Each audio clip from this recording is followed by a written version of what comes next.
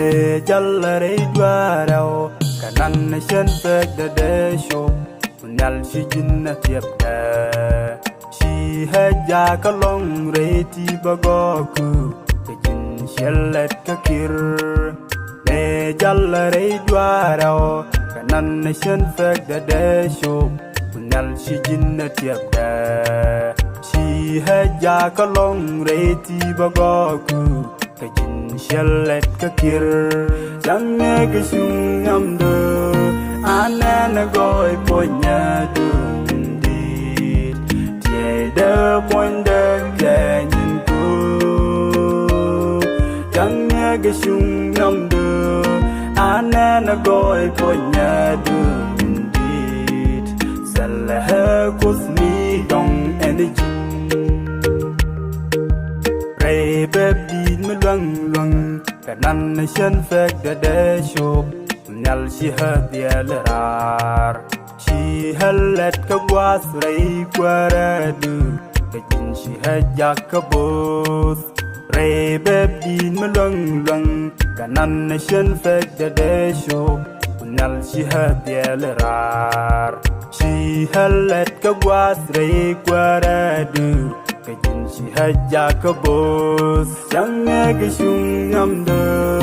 anana goy ponya dundi tiada poinda ganyin ku jange gesung amdo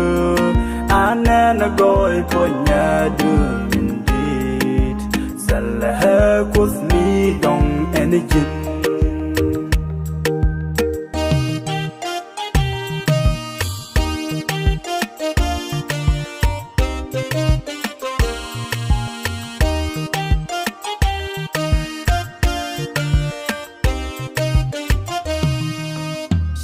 dalang wong yamdu adung she o nagia kanong milay tekda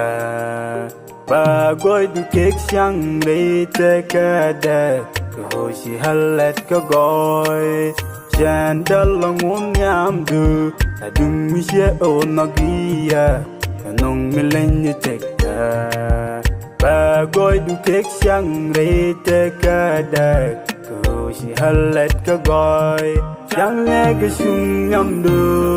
anana goy ponya dundi tiada poinda ganyin ku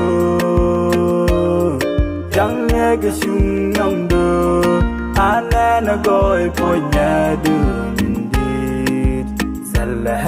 kusmi dong energy goy du rode ino ke hejin kusmi koy loy mi pal ne dialika bi cheda pwani jirei met kada kunyal mi gwani jin del goy du rode ino ke hejin kusmi koy loy mi pal ne dialika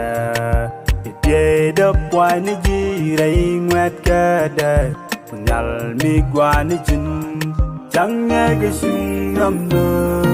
anana goy ponya dundi tiada poinda ganyin ku jange gesung amdo anana goy ponya dundi salah kusmi dong energy